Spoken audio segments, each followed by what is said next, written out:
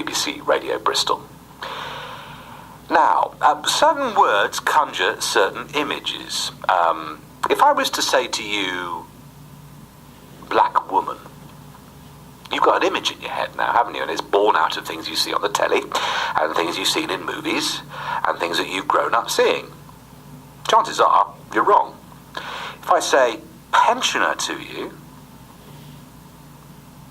yeah, you've got an image in your head now, haven't you? You've got a picture. This is stereotyping. We're all slightly guilty of these sorts of things, but the reality is that they can change our judgment, impair our judgment of everything.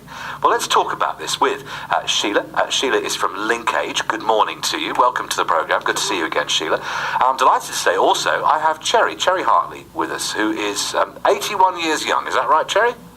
You'll need to come a little bit closer to the microphone, unless you've got a booming voice that I'm not aware of. Now, Shelagh, you are working at the moment with the black and ethnic minorities about stereotypes, about words, and about how they fit into society. Explain what you're doing. Well, my job, I've got a wonderful job. It is, the point of the job is actually to support the many BME elder groups that are in Bristol historically. Some have been going for over 30 years. And those are South Asian, African, Caribbean, Chinese and Somali. The Somali group is new and is getting itself together. The others have been going for a very long time. And in order to support them, I feel that Bristol needs to know what the BME elders get up to and a little bit about their lives. Because as far as I'm concerned, they are the pioneers that arrived up to 50, 60 years ago, who struggled and are now Bristolians of over 50 years. They have their own culture, but they're also very much Bristolians. And so I find fun ways of promoting, raising the profile, and sharing with the wider community that there are no stereotypes when it comes to BME elders. Okay, just so we're all clear, BME stands for? It's Black and Minority Ethnic. Okay. Let's deal with that one, if I may, Cherry. Are you a BME elder? Not really. I didn't think you were. I know, I'm not picking up on that, Shelagh, but I think it's a very important point, is that we're very good at giving people labels, aren't we? You're black, you're an ethnic minority, you're this, you're that, you're everything else, but actually you're Cherry, you're 81 and you live in St Paul's. I've never liked the name ethnic minority. Yeah. We're not minority. Well, you're Cherry, aren't you? Yes, but I'm not a minority, black minority elders. Don't like that name. Okay.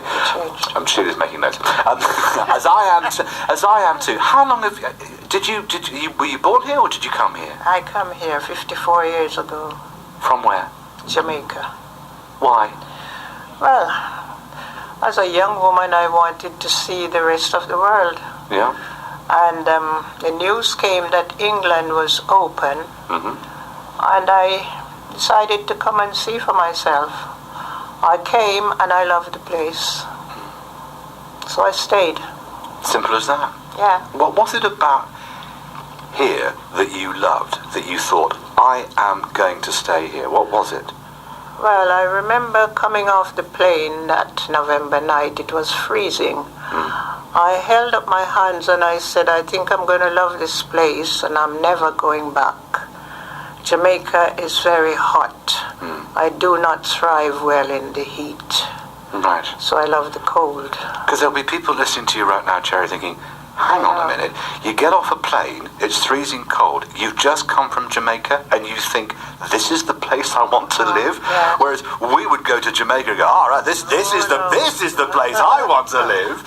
It's a really interesting contrast, isn't it? Well, my family who came to meet me, they were astonished. What? Did you hear what she said? I said, yes. I could not stand that heat. As a child, I was always, we had the floorboard, and I was always lying on my belly with my dress up so as to get the coldness from the floor. and I would have water throwing in my head just to keep me Really? cool. I couldn't stand it. You sound just like me. I love the cold. Yes. I don't do well in the heat. I begin to wilt very quickly. Let's talk about those first few years, living here, getting used to a different country, a country that wasn't at ease with anybody that didn't look like them. Without going through the history of it, but we weren't at ease with anybody who didn't look like us. No. How was it for you? It was hell. Okay, that's beautifully put. So it was hell. It was hell. And you stayed. Well, to me, I had put it down to ignorance. Because if you have never seen any other part of the world, you would be astonished too. Who are these people? You might be hearing stories, and then you come to see somebody, and you wondered if the stories that you heard were true. Because we went through hell. Some were asking, did we live in a tree? Did we make our houses in trees? Things like that we were asked because of the different tales that went around. So this again So was for those who, stereotyping and Yeah. using images and putting you in there, into trying to put you into a pigeonhole so we understood you. they were learning as much as we were learning. So you were learning from us and we were learning Yes, from you. because I come from a family of, my grandfather was a Scotsman, and I'm coming from the Indian background too, and the Negro. So I've seen white people, so I learned a lot coming because my grandfather had blue eyes and we weren't sure if he could see us. So when I came to England and I saw blue eyes, I thought, oh, it's something natural. Yeah, because I mean, we used to jump around What, him. you thought your grandfather was a bit of a freak? Well, we Really? jumped around him to see if he was seeing us. Gosh. His eyes were blue, really blue. Wow. So when I came to England and I saw blue eyes, I thought, oh, so there are blue-eyed people. So we were learning. So you were learning, we were learning. Yes. And here we are, almost 60 years on. Are we still learning? Well, I suppose so. I'm not still learning. You've drawn a line under that now. Good for you. But I wonder, you said it was hell when you first came here. Yeah. When did that hell stop? Well, there's still hell, but with me, I just took it for granted. I didn't really make a big thing of it. Has it got better? It has got better sometime, some way, because there are still people who don't really understand the Caribbean background, because the world has opened up now that people are traveling far and wide. So people are learning more. And so... And I wonder whether that, I mean, just talking to you about you and your background and your culture, you're 81 and you are a very important link to that early part of Bristol's history, that early part of not the written stuff, the real stuff, the stuff about people. Yes. I'm just listening to you for the last 6 minutes or so. It's extraordinary. You're living history, Cherry. Well, I lived in London first. Yeah. The people were loving. Yeah. In those days, Londoners were loving. They'd greet you and talk to you. And then 2 years after, I came to Bristol, wherein I found a different world. Well, you look at the black, the black bus boycott of the early 1960s and all that. So you fit in. Just learn to fit yourself in and take it as it comes. I'm going to take a portable piece of music because I want to talk to you more about this, because obviously Sheila's working with LinkAge and yourself to break these stereotypes, these molds, and share stories, your stories, with everybody so we can all benefit from your experience. Let me ask you about stereotypes, just very briefly. There was a story a couple of weeks ago. Did you ever used to watch Tom and Jerry? The cartoon. Yes. Do you remember the maid in Tom and Jerry? That sort of southern maid who would shout, "Thomas, Thomas." Do you remember that image? You always saw her slippers. You always saw her slippers, that's right. You always saw her slippers, you never saw her. And she would shout in that sort of, that accent that was Gone with the Wind-esque sort of accent. Do you remember that? Did that make you feel uncomfortable? No. Why not? Oh, well, I was uncomfortable. I said, poor woman. You know? Yeah. And the part that she had to play. There you go. I mean, and that's more about her being, somebody who was in service than the colour of her skin. Cherry, you're a revelation. I'm really enjoying talking to you. Cherry Hartley, who's living in St Paul's, works as a volunteer at the Malcolm X Centre. I've got Shelagh Hetreed with me as well from LinkAge. More from them both after Dolly Parton. Me this morning is Cherry Hartley. She's 81 years young. She's one of the elders of the community that is St Paul's, one of the volunteers at the Malcolm X Centre, and she's been sharing a very brief. I'm going to have to get you to come back in again because I can't.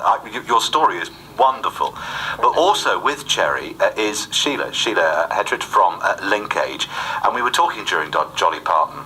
Dolly Parton? Well, she is jolly. We were talking through Dolly Parton, Shelagh, about Cherry and what Cherry is the driving force under a lot of things that you're doing, including Get Up Stand Up. Talk to me about Get Up Stand Up, because this is about breaking the stereotype of old people doing old people's things, isn't it? Yes. Well, there's a singing group that we started at Malcolm X. I said, Cherry, she's cross with me. I said, breaking the stereotype. I know you are an elder and you're proud of being an elder. So it's breaking that stereotype, isn't it? Well, there is a singing group which is now Golden Oldies at the Malcolm X every Monday afternoon, and everybody's welcome to join them 1:30 till 2:30. And that group spontaneously get up on their feet with their walking sticks, their zimmers, or whatever else they need as a walking aid, and they dance. Whatever something gets them in the music, gospel, 50s, 60s, 70s pop, and Jamaican traditional songs, they're up on their feet.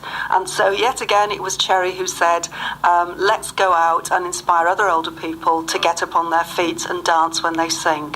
So we've made a film which we launched at the M Shed as part of Celebrating Age Festival, and we're launching again next week at St Werburgh's from 2 o'clock till 3:30 with tea and cake. But 20 minutes long, the film, isn't it? It's 20 minutes long, and it takes you through a typical session with the singing and with the dance session, African Caribbean reggae dancing, and some interviews with people about racism when they arrived in the UK, about how they feel now, and then we go out to Lawrence Weston, to Blaze Court, a sheltered housing, beautiful, wonderful sheltered housing, and they inspire, the group of 14 singers inspire the older people there to get out of their chairs, to use their zimmers, and to get on their feet and dance and shake with their maracas and tambourines that we took. And this is simply called Get Up Stand Up, yes, isn't it? As of the Bob Marley song, because that's Stand Up for Your Life, which is a great lyric. Exactly. Great lyric as well. And you've got Go With The Flow as well, which is another thing that you're doing. We're short of time now. If you want to find out more about what's going on, linkagebristol.org.uk. LinkAge, one phrase, linkagebristol.org.uk. Why are you doing this, Cherry? Why are you doing this? My concern is for the elders. Yeah. I'm getting there myself. And I've watched my grandparents. We live among them, see how they got on. Well, I'm in Bristol now, and there are elders who we had worked together sometime. We retire, nobody knows where everybody went. We met again in these groups. Some are weary, and some are standing up like myself here. And I'm interested to see us enjoy life to the full, no matter what age you are. What a brilliant philosophy. I think if you think you're old, then you will be old. It's all in the mind. Because age is just a number. That's beautifully put. If you think you're old, You are old. Yeah. Cherry Hartley, you're going to have to come back in again. I want to hear more from you. Shelagh Hetreed, it's always a pleasure having you here in the studio. If you want to find out more about Get Up, Stand Up, I'll say it again, linkagebristol.org.uk. The premiere is going to be happening, or the second chance to see this 20-minute film about Get Up, Stand Up. You can see in St Werburgh's. Cherry, thank you so much for coming in and sharing a little bit of your life with us. And Shelagh Hetreed from LinkAge Bristol. Thank you both.